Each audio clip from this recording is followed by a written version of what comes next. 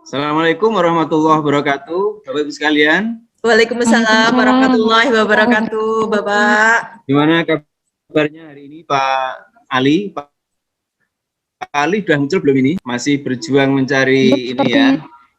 Mencari sinyal, Pak. Sinyal ini kayaknya. Budi, alhamdulillah saya Pak. Bu Dwi sehat? Alhamdulillah Bapak sehat. Alhamdulillah. Baik. Mari kita awali kegiatan pada kali ini dengan berdoa. Saya minta salah satu dari Bapak Ibu untuk memandu doa pada sesi kali ini. Monggo, mau Bu Budi apa Bu Dwi yang persilakan, monggo. Kula Pak. Monggo Bapak Ibu. Monggo Bu Budi. Monggo Bapak Ibu kita awali kegiatan simulasi pada siang hari ini dengan membaca basmalah bersama-sama. Bismillahirrahmanirrahim. Semoga kegiatan di siang hari ini berjalan lancar, Bapak Ibu. Amin, amin. Baik Bapak Ibu, terima kasih Bu Budi yang sudah mengawali kegiatan kita pada hari ini. Semoga sesi kali ini berjalan dengan lancar, dengan baik, dan nanti kita mendapatkan hasil yang maksimal. Baik, pada kesempatan yang lalu kita sudah mengkaji terkait dengan prinsip kurikulum operasional satuan pendidikan. Nah, saya yakin Bapak Ibu sudah mengkaji, kemudian juga sudah melaksanakan beberapa tugas kolaborasi. Nah, hari ini mari kita sharing terkait dengan pengalaman kemarin, terkait dengan prinsip kurikulum. Itu kan ada berapa prinsip ya, akuntabel dan seterusnya itu. Nah, monggo, siapa dulu yang mau share tentang pengalaman yang terkait dengan pembelajaran tentang prinsip kurikulum operasional satuan pendidikan. Mari, silakan. Bu Dwi mungkin.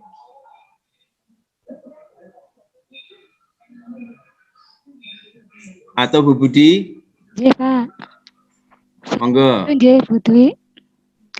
Terkait dengan prinsip pengembangan kurikulum operasional di sekolah, ini ada beberapa prinsip memang yang harus kita terapkan. Di antaranya itu kurikulum itu harus dikembangkan berpusat pada peserta didik, di mana kebutuhan, perkembangan, dan tahapan belajar peserta didik ini harus menjadi orientasi utama.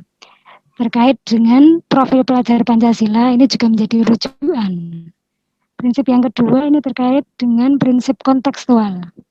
Jadi dalam pengembangan kurikulum operasional sekolah, ini harus menunjukkan kekhasan. Jadi setiap sekolah ini memiliki karakteristik ya, kekhasan masing-masing. Nah, makanya kurikulum ini dikembangkan harus sesuai konteks. Prinsip yang selanjutnya itu terkait dengan prinsip esensial, yaitu bahwasanya hal-hal yang penting saja, yang utama saja yang masuk di dalam kurikulum operasional. Prinsip selanjutnya akuntabel, yaitu dapat dipertanggungjawabkan dan berbasis data yang aktual.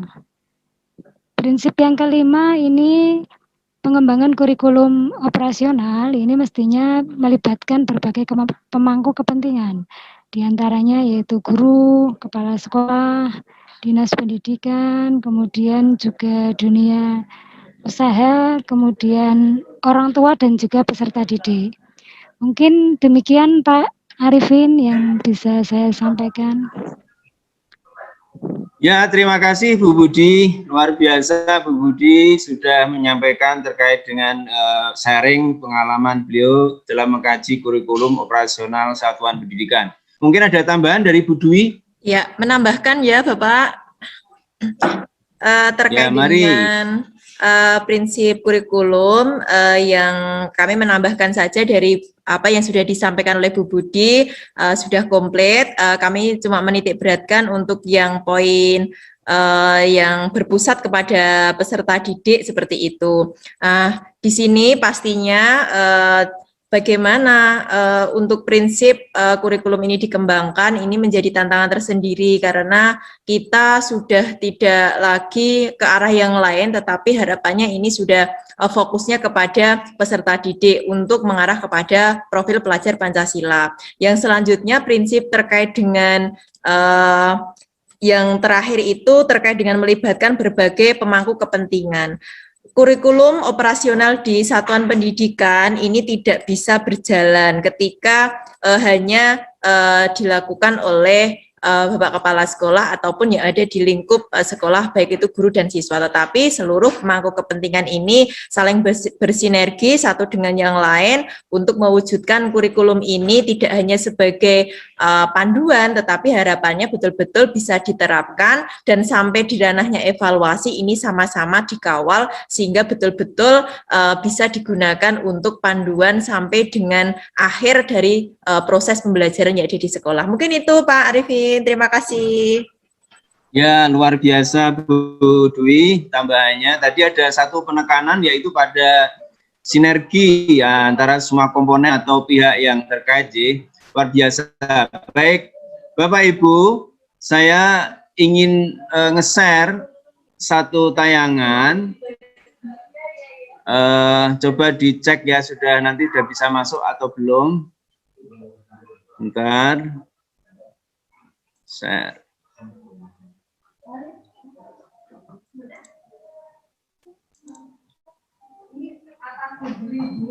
Baik, saya ingin menge-share terkait dengan analisis karakteristik satuan pendidikan untuk menentukan visi, misi, dan tujuan satuan pendidikan. Bisa dilihat Bapak Ibu sekalian? Bisa Bapak. Bisa. Sudah, oke, makasih. Bapak Ibu, ketika kita akan merumuskan visi dan misi serta tujuan satuan pendidikan, maka ada satu hal yang perlu dilakukan terlebih dahulu sebelum merumuskan hal-hal tersebut. Apa yang perlu kita lakukan? Di antaranya adalah yang paling pertama itu kita akan melakukan yang namanya analisis karakteristik satuan pendidikan. Nah, pada analisis karakteristik satuan pendidikan ini, kita melibatkan banyak pihak, ya, tidak hanya internal sekolah, tidak hanya kepala sekolah, tidak hanya guru, tetapi juga stakeholder yang lainnya, apakah itu orang tua, bahkan siswa juga kita ajak. Nah, di situ ada beberapa komponen yang perlu dikaji. Nah, di antaranya adalah terkait dengan analisis lingkungan belajar, ada juga analisis kebutuhan satuan pendidikan. Nah, kalau itu sudah dilakukan semua, baru nanti kita beranjak kepada hal berikutnya, yaitu diantaranya merumuskan visi, misi, dan seterusnya. Nah, inilah hari ini yang nanti pada kegiatan asinkron, Bapak Ibu perlu melakukan eksplorasi konsep, yaitu konsep yang terkait dengan analisis karakteristik satuan pendidikan untuk menentukan visi, misi, dan tujuan satuan pendidikan. Nah, kami persilahkan Bapak Ibu nanti melakukan eksplorasi konsep. Setelah itu, Bapak Ibu nanti berkelompok, secara berkelompok, ini ada nanti kita beberapa kelompok ya, nanti ada Bu Budi, ada Bu Dwi, dan lainnya ini. Pak Ali belum muncul ya, masih berjuang cari sinyal. Nanti berkelompok membuat satu analisis. Hasilnya nanti adalah bentuk lembar analisis terkait karakteristik satuan pendidikan. Nah, nanti bisa diakses lembar itu di LMS yang kita punya ya. Nah, nanti silakan diunduh di situ, kemudian dikerjakan bersama dalam kolaborasi itu. Baik, kami persilahkan untuk melakukan eksplorasi konsep dan juga sekalian melakukan kolaborasi di dalam menganalisis karakteristik satuan pendidikan. Terus nanti Bu Dwi siap-siap untuk menayangkan hasilnya, J. Bapak, siap Bapak. Ada pertanyaan, Ibu-Ibu sebelum ada pertanyaan, mungkin sebelum masuk ke ruang kolaborasi dan juga eksplorasi konsep? Ini Bapak, saya akan bertanya. Berarti ya, Berarti ini nanti boleh nggih memilih salah satu dari sekolah yang di antara grup itu ya Bapak, yang kita sepakati maksudnya. Oh iya, betul nggih. Ya, betul. Jadi di dalam LMS kita itu panduannya adalah kita memilih salah satu sekolah yang kan kita jadikan sebagai bahan analisis. Nah, nanti peserta yang kebetulan sekolah bekerja di sekolah itu, silakan berikan data-data kepada kelompok untuk dilakukan analisis bareng-bareng. Itu Bu Dwi. Mungkin ada pertanyaan lagi untuk memperjelas? Tidak. Sudah jelas ya? Oke, jelas, cukup jelas. Baik, kalau sudah jelas, saya stop dulu untuk ini. Nah, kami persilakan untuk melakukan kolaborasi sebentar. Kemudian nanti siap-siap, silakan siapa yang akan menampilkan hasil karyanya. Kami persilakan. Terima kasih. Assalamualaikum Bu Budi.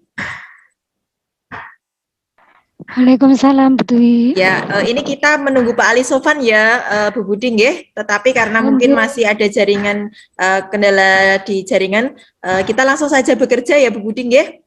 Nggih, siap. Ya, kita bagi tugas Bu Budi, nanti yang akan menayangkan itu nanti saya, nanti yang atau Bu Budi, kami derek, terus nanti yang mempresentasikan Bu Budi itu bagaimana Bu Ibu? Nggih, siap.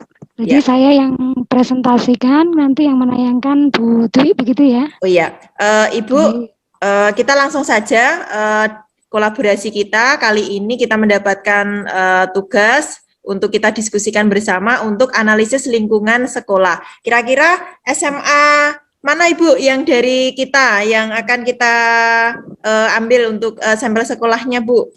Oke. Ini untuk memudahkan pencarian data yang sudah siap. Bagaimana kalau kita pakai SMA Negeri 2 Wonosari aja, Bu Dwi?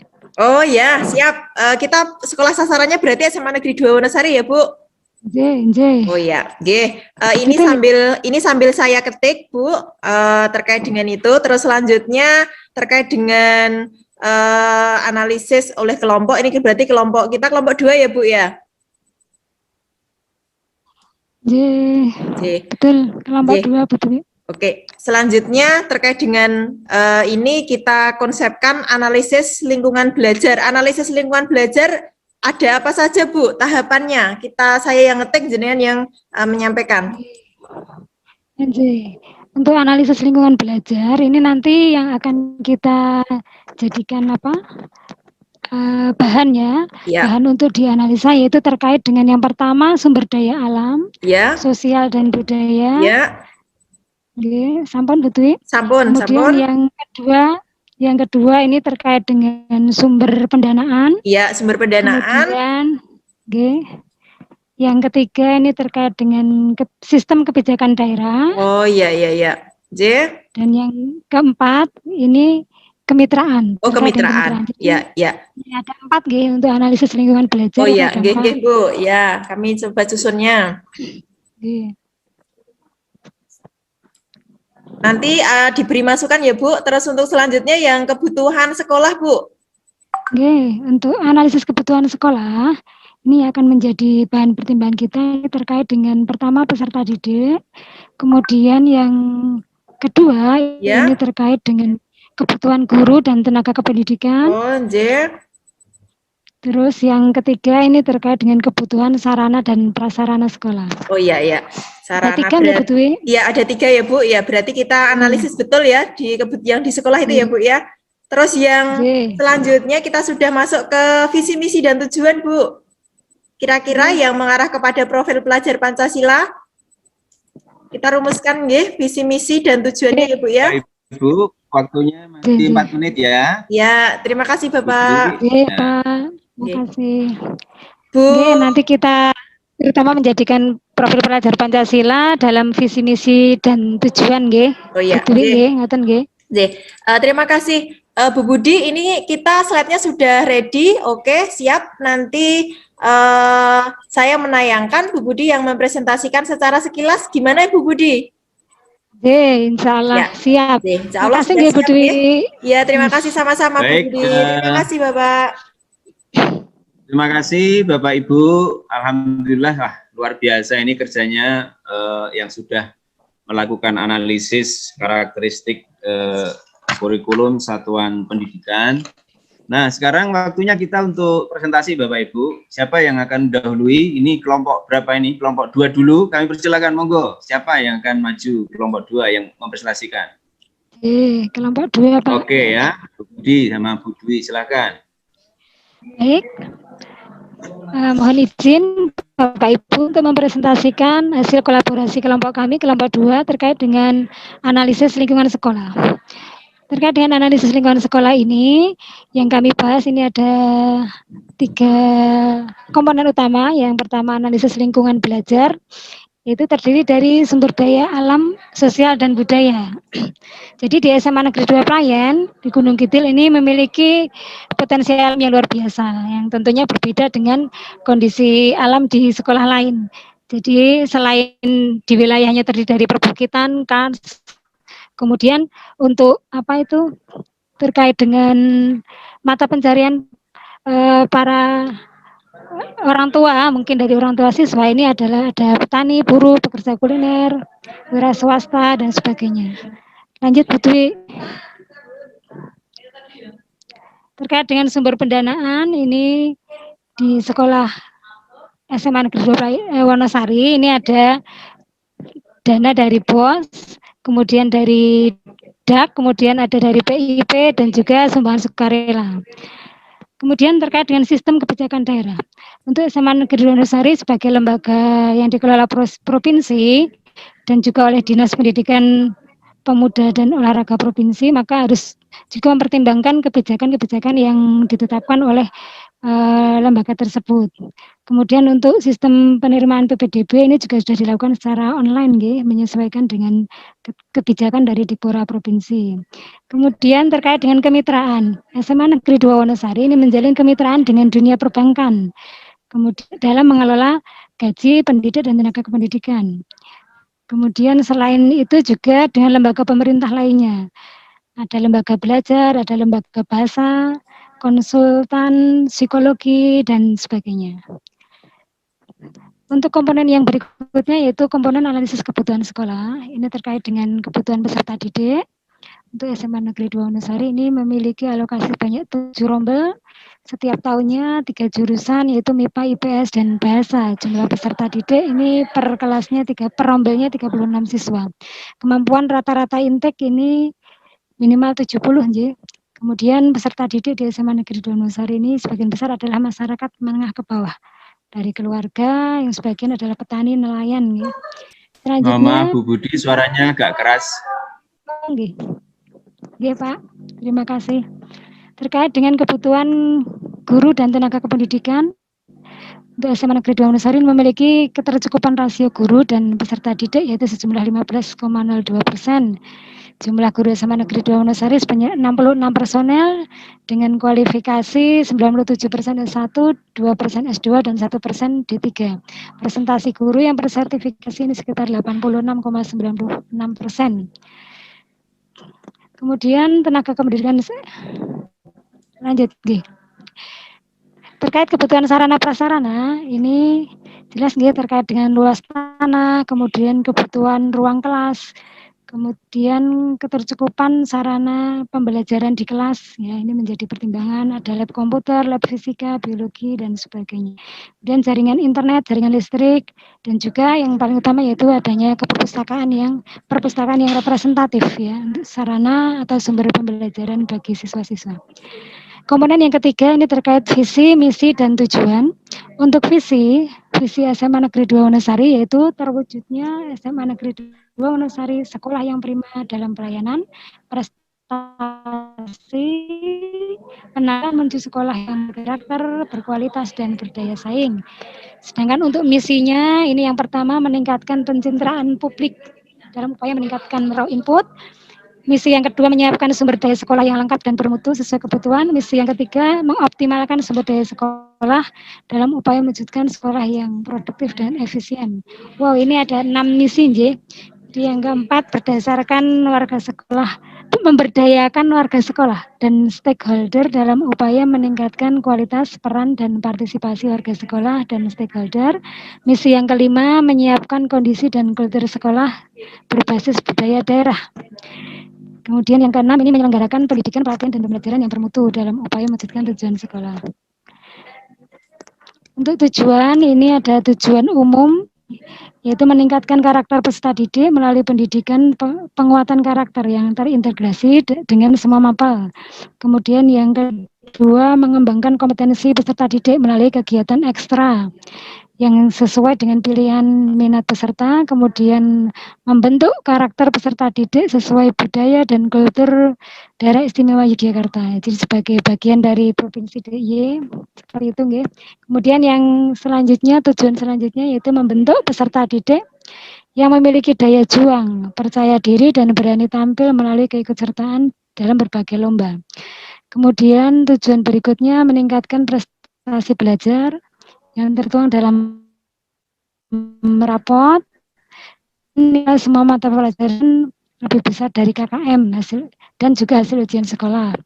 Kemudian tujuan berikutnya meningkatkan jumlah peserta didik yang diterima di perguruan tinggi negeri maupun swasta.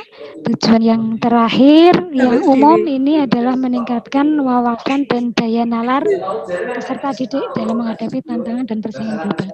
Untuk tujuan khususnya ini ada 5 nggih. Yang pertama, semua mapel di semua tingkat mengintegrasikan pendidikan yang mengacu pada profil pelajaran. Niki tujuan khusus kedua, semua peserta didik dapat membiasakan diri menyampaikan salam dan sapa mencerminkan unggah-ungguh daerah. Kemudian tujuan khusus ketiga, ini semua peserta didik dapat menggunakan pakaian gagrag Yogyakarta dengan benar. Tujuan khusus yang berikutnya, jumlah peserta didik yang berprestasi di bidang lomba non-akademik meningkat ya 10% dari tahun yang lalu. Kemudian yang terakhir, betul, jumlah lulusan yang diterima perguruan tinggi baik negeri maupun swasta ini meningkat sebanyak 5% dari tahun lalu. Itu mungkin paparannya ya, maaf kalau terlalu panjang. Monggo saya kembalikan waktunya kepada Pak Arifin. Baik, terima kasih untuk kelompoknya Bu Budi. Tepuk tangan. Luar biasa, luar biasa. Baik, Bapak Ibu sekalian, tadi kelompoknya Bu Budi sudah mempresentasikan hasil karyanya, hasil analisis yang dilakukan oleh kelompoknya Bu Budi dan kawan-kawan. Monggo, silakan yang lain mungkin ada pertanyaan untuk menggali lebih jauh atau mungkin ada yang perlu dipertanyakan dari kelompoknya Bu Budi dan kawan-kawan ini. Bu Dwi, kami persilakan, monggo. Ya, terima kasih Bapak. Kami dari kelompok 4 ingin bertanya ya Bapak kepada kelompoknya Bu Budi. Ya, mari Bu. Ya, yang pertama pastinya kami menyampaikan luar biasa dari kelompoknya Bu Budi Widaryani, kelompok 2 seperti itu. Kami orang Jambi, Pak Arifin, sehingga terkait dengan yang tadi disampaikan, tadi yang gagrag Yogyakarta itu luar biasa ya Pak Bapak, yang Bu Budi dan teman-teman kelompok 2 sampaikan seperti itu, sehingga budaya di provinsinya masih dalam artian tetap tercantumkan di dalam budaya sekolah, sehingga peserta didik ini mampu memahaminya dan budaya itu tidak luntur dari budaya yang ada di sekitarnya. Ini luar biasa. Karena di tempat kami tidak ada yang secara spesifik seperti itu, Pak. Seperti yang ada di Jawa, khususnya di DIY. Terus yang kedua, ini pertanyaan Bu Budi, bagaimana visi itu biar tidak hanya sebatas slogan di sekolah, sehingga betul-betul visi itu menjadi pedoman seluruh warga sekolah, yang akhirnya semua warga itu juga akan melaksanakannya dalam bentuk misi. Mungkin itu Bu Budi bisa diberikan pencerahan sehingga kami nanti di sekolah ada suasana yang baru setelah mendapatkan pelatihan ini. Gitu Bu Budi? Ya, terima kasih Bu Dwi. Monggo Bu Budi, silakan ditanggapi pertanyaan dari Bu Dwi.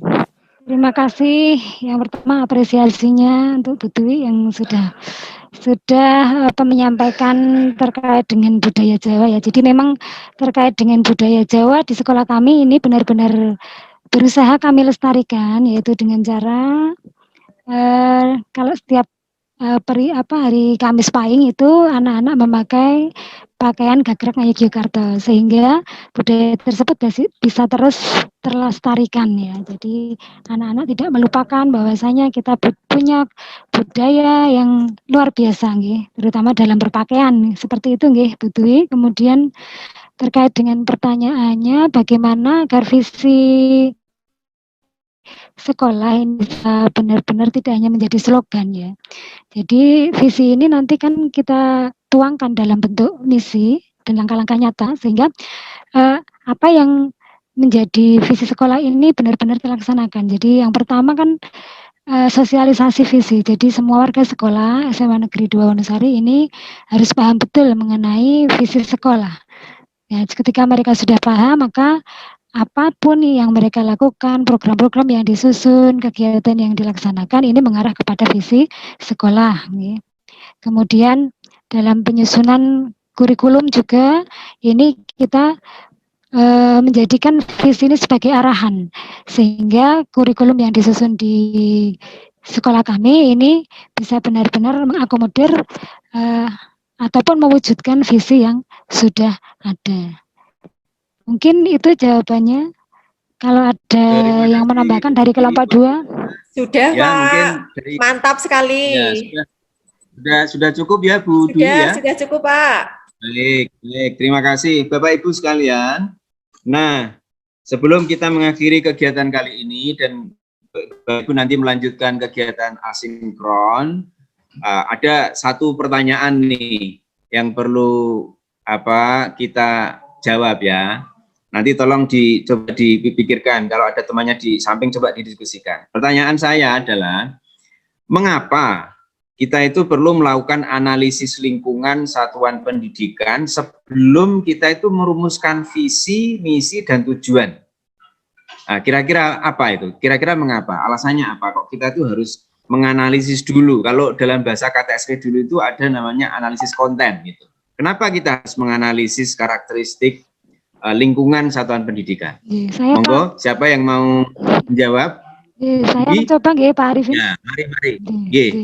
Jadi mengapa kita perlu melakukan analisis konteks nggih terhadap kurikulum sebelum menyusun kurikulum ini, yang terutama adalah agar nantinya kurikulum operasional yang kita siapkan ini bisa benar-benar mencapai sasarannya dan sesuai dengan karakteristik yang ada di sekolah kita.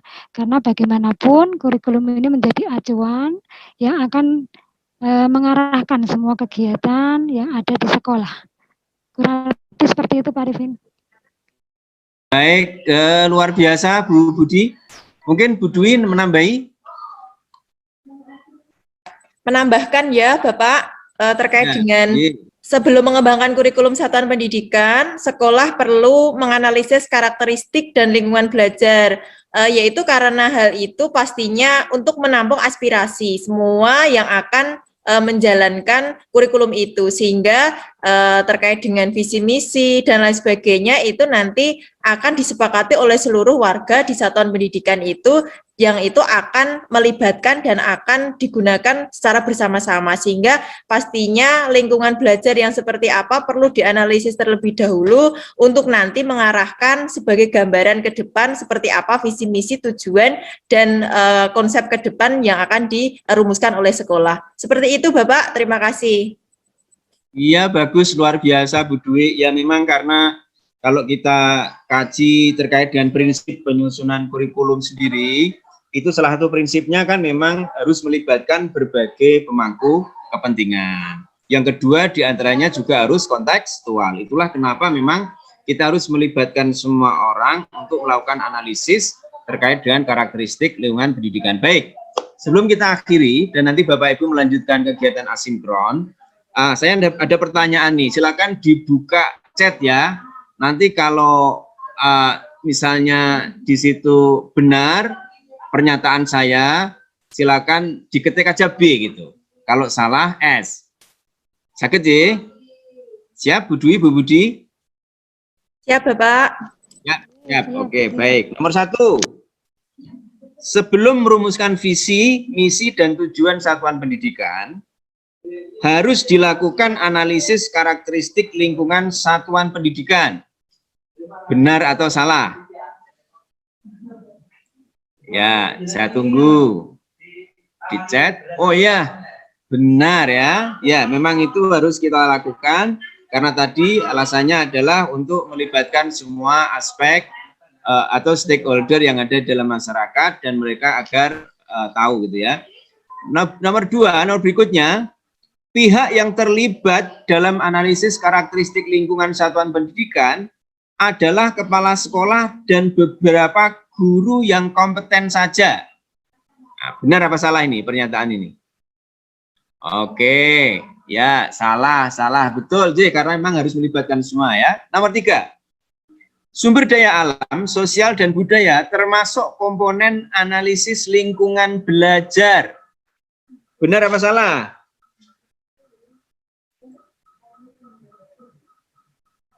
Benar J.